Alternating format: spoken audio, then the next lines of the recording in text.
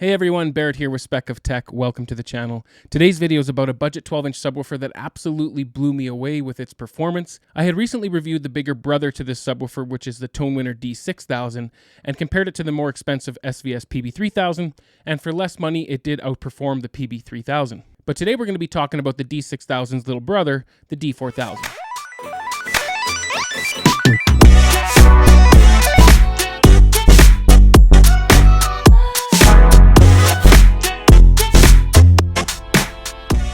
We are going to cover the compression testing measurements that I took in my room of this subwoofer, because this thing is a little powerhouse, so make sure that you do stick around. This 12-inch subwoofer is almost more impressive than the bigger 15-inch brother, the D6000, which doesn't happen very often.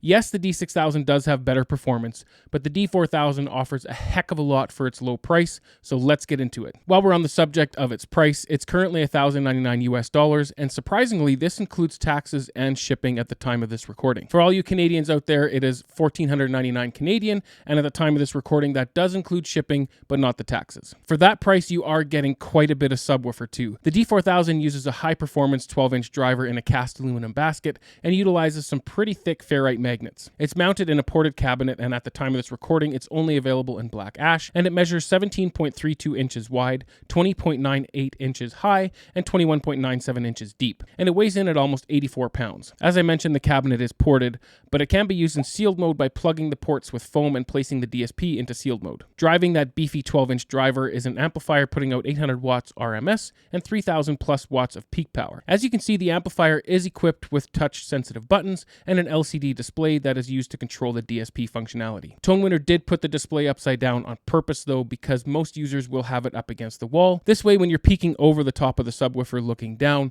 it will be easier to read. The amplifier does also have some tech-savvy tricks up its sleeve. It has Bluetooth connectivity so that you can use the free app available on iOS and Android to make changes to the DSP from the comfort of your chair. And from this app, you are able to change things like the phase, the gain, the sound modes, and the port tuning for when you want to change it from ported mode to sealed mode, like I mentioned earlier. And for the sound modes, you have the option of normal mode, which is a balanced sound profile. There's a strong mode that provides more punch, but a little less in the low end, probably more likely used for music. And then you have the deep mode, which provides a stronger low end, down to about 11 hertz or so usable output, and a little bit less in the higher end, which is most likely going to be used for movies. And if you are the type that like to tinker, you are able to adjust your own PEQs. I believe there's 7 of them to customize the response to your liking. And for those that like to cover up the driver, there is an acoustically transparent grille that attaches with peg and grommets. Now, for those that know me, you know that I like a magnetically attached grill, but I do understand that this is a budget product and it does cost a little bit more to do a magnetically attached grill, but I still would have liked to have seen it. Now, I know that there's some of you out there that are probably thinking to yourself, well, kind of big deal. I can get the SVS PB1000 Pro for a little less money, and it has Bluetooth connectivity in the app as well. And you are right, you can get the PB1000 Pro for a little less money, but the performance of the PB1000 isn't even in the same ballpark as the D4000. And as a matter of fact, I've looked at the REW measurements in my room, and you'd have to get the PB3000 to compete with this D4000, and the PB3000 is far more expensive. But that's for a whole other video, and we will get to that. Because yes, I will be comparing the D4000 to the PB3000 and the Paradigm X15 measurements that I've taken in my own room, because I did have those subwoofers in the past and placed them in the exact same spot and took compression testing from there. And guys, there is no other way to put it. You will be as amazed as I was. So make sure that you do subscribe if you want to see those comparisons. And lastly, what I want to cover for the specs is for the consumer's peace of mind. The driver and the amp are under a 3-year warranty, and the cabinet is under a 5-year warranty. Summit Hi-Fi is also providing a 45-day in-home trial, but conditions apply, so make sure that you do contact Summit Hi-Fi. All right, so that's enough about the specs. Let's have a look at this little destroyer in action. Here are a few movie demos, but just remember that my recording equipment, my room, and the device that you're listening on will greatly affect the sound, not to mention that YouTube does compress the audio, so don't take this as an accurate depiction of what I'm hearing in my room.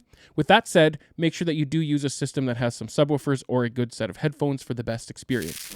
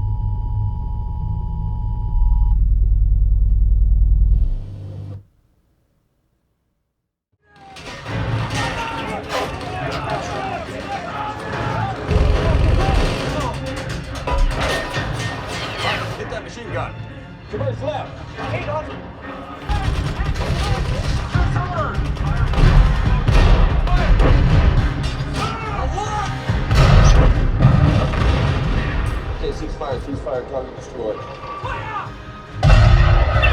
Who's got a gun? Who's got eyes on him? Fire! Fire! What?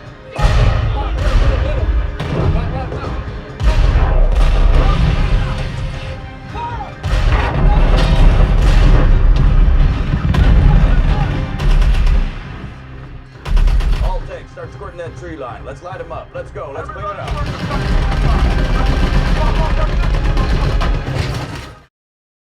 All right, so I hope that those of you that do enjoy demos did enjoy those demos. But before the keyboard warriors go down below in the comments and tell me how demos on YouTube are useless, guys, I do get it. I understand. Not everyone likes demos, but there are a lot of people that do, so let's just please leave it at that, shall we? If nothing else, the demos do give a visual representation of what I'm about to say, and that is that this subwoofer rocks the house, period. It is probably the most impactful and powerful 12-inch subwoofer that I've ever heard in my room, and that truly is saying something. The tank shots and fury were really done justice by this little monster. The Edge of Tomorrow opening scene is just a torture test for subwoofers, and this 12-inch driver handled it better than I've ever seen a 12-inch driver do it, and it's the least expensive. I truly am shocked at the performance Tonewinner and Summit Hi-Fi are able to provide with these budget subwoofers. Let me make one thing clear. I'm not saying that these perform well for their price. I'm saying that they perform well regardless of their price. These Tonewinner subwoofers are outperforming subwoofers that are much more expensive, and they're doing it with good, clean, impactful bass that excites my room. Plain and simple, guys, I truly do think that this is probably the best $1,100 that you can spend on a subwoofer for a home theater. So of course, a subwoofer isn't just about home theater, so what's it like for music? Well, it's equally as impressive for music. If you want more impact, simply use the app to put the DSP into strong mode, which limits the low end a little but gives you a lot more headroom in the punchier bass. I think it's probably fair to assume that some of you are thinking that simply because this subwoofer is low cost, that the bass must be low quality as well. And I'm here to tell you that that simply isn't the case. This subwoofer has a nice throaty thick bass for a 12-inch driver that also provides a solid punch. And if you prefer a sealed sound, plug the ports and place the DSP in sealed mode for a nice flat response with usable output down to about 10 Hz in sealed mode. And we are going to prove that with some REW Wizard measurements, but before we get into that, let's have a listen to some music demos. For these demos, it will be the LFE signal only, since we are here to hear the bass.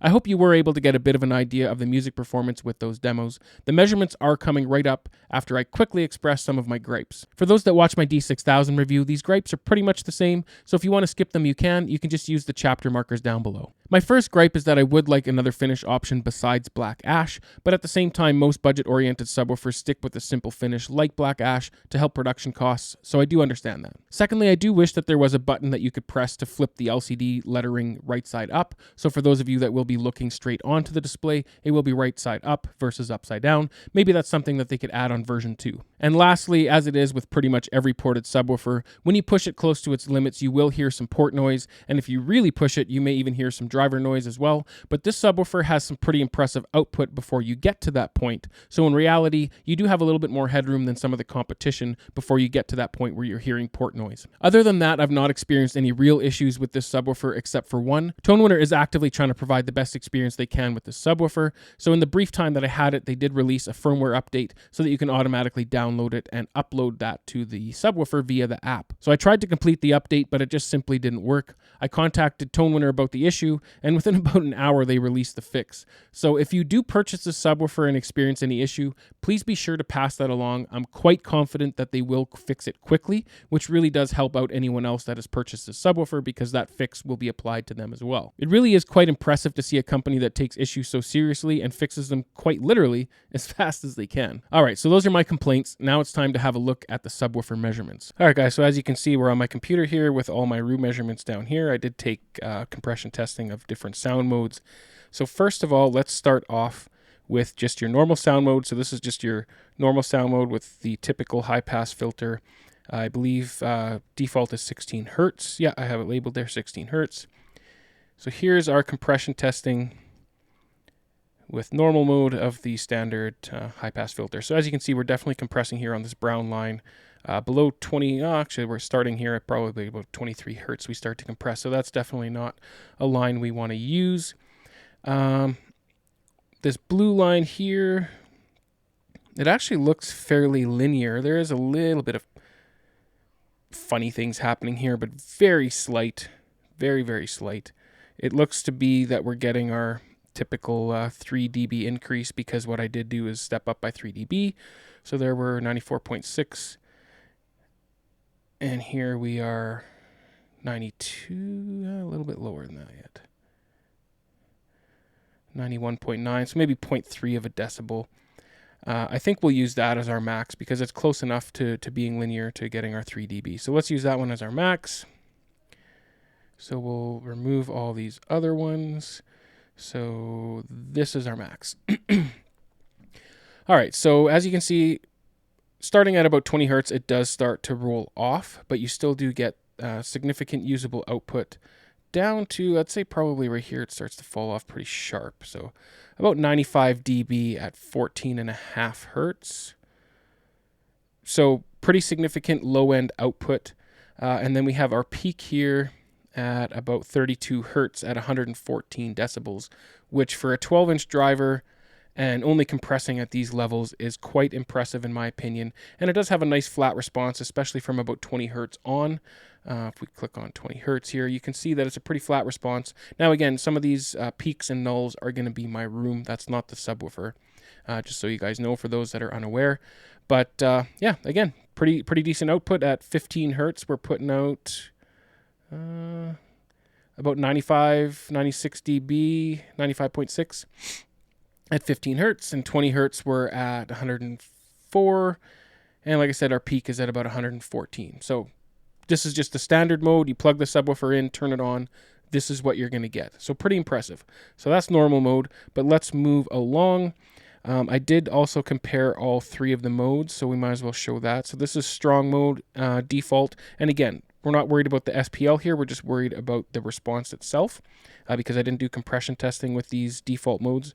I just showed them as they were. All right, so strong mode here. You can see that it does trim the low end and should give you more headroom in the higher frequencies, but this would probably be more used for music because of the frequencies that it's highlighting here. Music doesn't have a whole lot in the low end, at least most music doesn't.